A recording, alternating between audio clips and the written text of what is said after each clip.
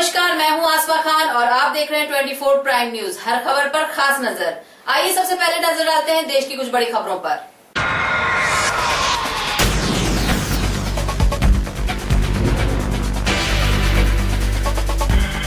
BJP और LJP की गठबंधन की तैयारी। एक बार फिर मुकरे अरविंद केजरीवाल अपनी बात से और हक्के बक्के रह गए राहुल गांधी। अब खबरें विस्तार से। बीजेपी से गठबंधन की खबरों के बीच आज एलजेपी सुप्रीमो रामविलास पासवान के घर बीजेपी नेताओं ने मुलाकात की।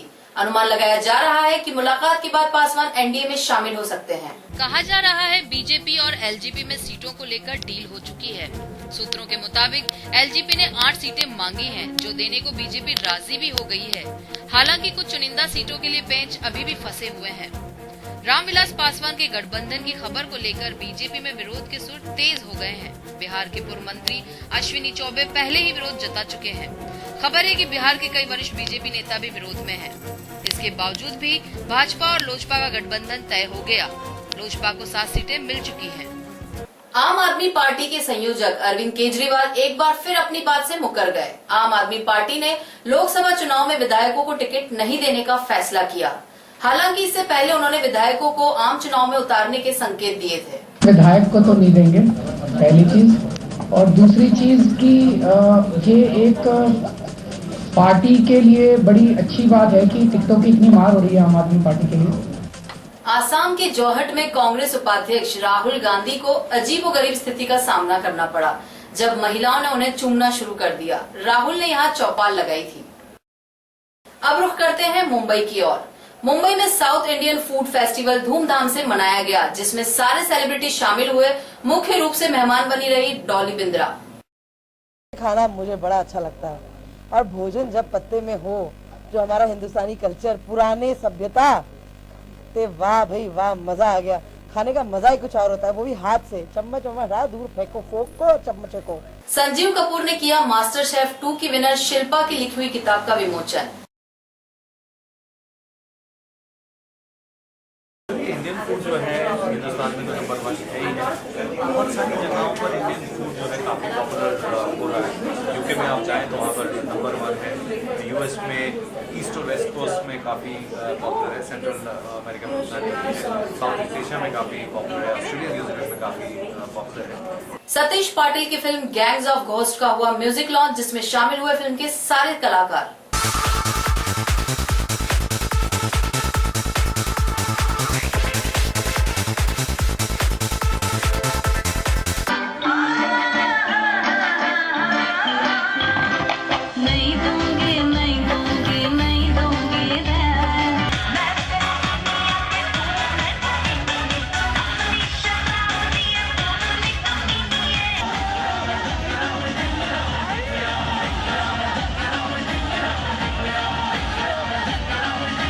मुंबई के ताज लैंड्स एंड होटल में हुआ कानून मंत्री कपिल सिब्बल के म्यूजिक वीडियो एल्बम का विमोचन। इसमें AR रहमान, सलमान खान मुख्य रूप से शामिल थे।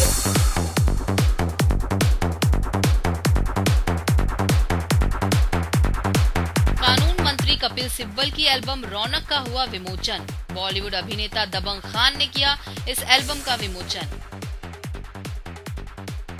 और काफी तारीफ की इस एल्बम में काम करने वाले लोगों की। ये बहुत ही कमाल का कॉम्बिनेशन है and I am really happy that I am amazing with that. Rahman, आप सबको पता है कि बड़ी एवरेज हैं। रहमान साहब हैं, कपिल साहब हैं, एक श्रेया घोषाल है और गांधी जी भी आ गए। इस एल्बम को म्यूजिक से सजाया है म्यूजिक डायरेक्टर AR रहमान ने और स्वर से सजाया श्रेया घोषाल ने।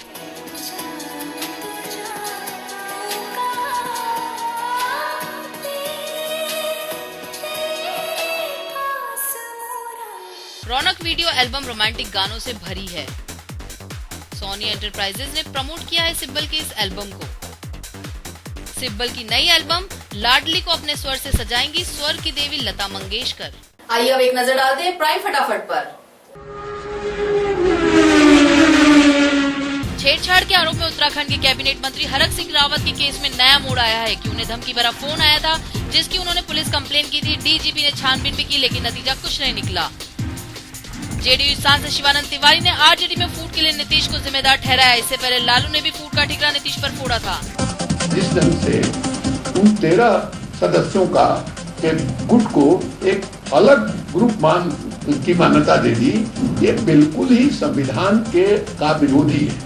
कहीं से स्पीकर जो है को इस तरह का अधिकार संविधान जो है नहीं देता। असली बात यह है कि सारे मामले के सूत्रधार माननीय मुख्यमंत्री जी नीतीश कुमार जी।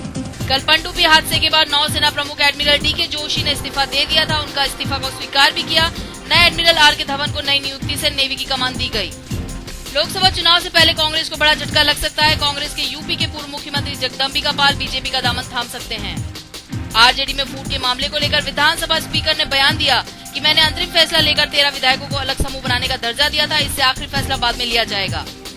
योगा गुरु बाबा रामदेव ने दावा किया है बीजेपी को 300 सीट आएगी। मोदी ही बनेंगे पीएम, चाहे लाखों मोर्चे आ जाएं या लाखों केजरीवाल खड़े हो जाएं, मोदी को कोई फर्क नहीं पड़ता।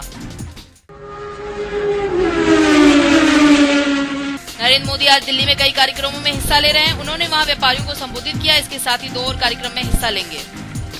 बीजेपी आज लोकसभा चुनाव की पहली लिस्ट जारी कर सकती है। वरिष्ठ नेता अरुण जेटली ने ट्वीट कर कहा, आज लिस्ट आ सकती है। सूत्रों से खबर है कि लिस्ट में वही सीटें हो सकती है जो पिछली बार बीजेपी के नेता जीते थे। हालांकि ये साफ नहीं है नरेंद्र मोदी की सीट फाइनल होगी या नहीं। केंद्रीय चुनाव समिति की बैठक में बीजेपी के वरिष्ठ नेता शामिल होंगे।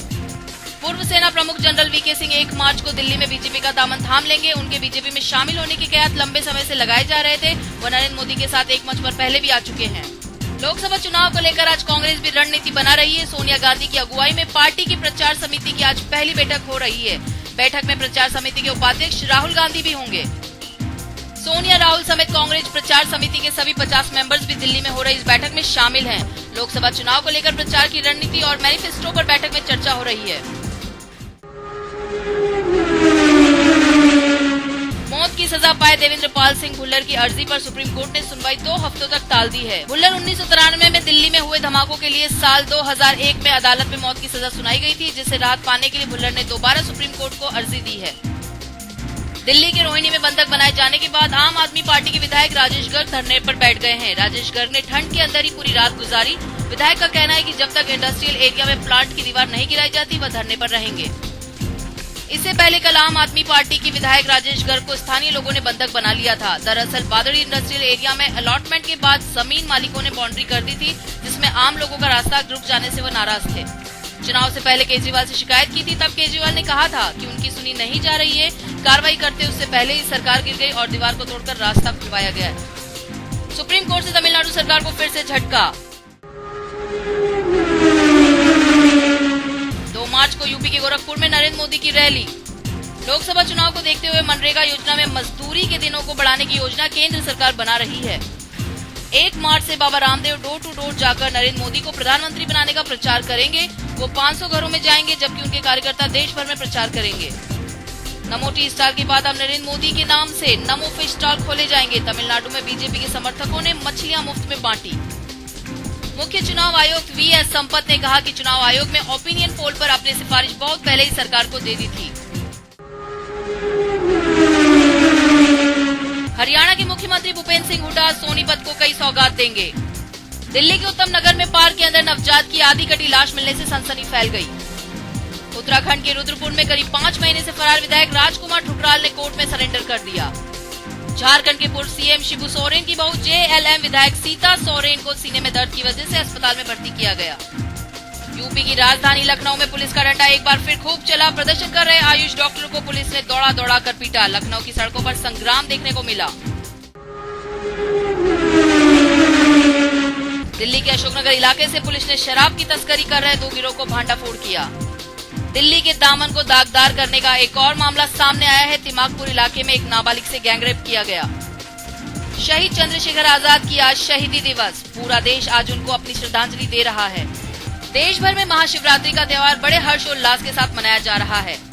करीब 2.5 साल से लिविंग रिलेशनशिप में रहने के बाद पायल रोहतगी और संग्राम सिंह अपनी रिलेशनशिप को अब ऑफिशियल दर्जा देंगे। एशिया कप में टीम इंडिया का शानदार आगाज, बांग्लादेश को 6 विकेट से हराया। झारखंड में अनदेखी से नाराज एक अंतर्राष्ट्रीय कबड्डी खिलाड़ी ने सरकार को अपना मेडल लौटा दिया। हॉकी इंडिया मेंस चैंपियनशिप का आज से लखनऊ में आगाज हो रहा है। अमेरिकी स्पेस एजेंसी नासा भारत के इसरो के सहयोग से पानी से जुड़ी एक सैटेलाइट लॉन्च करेगी।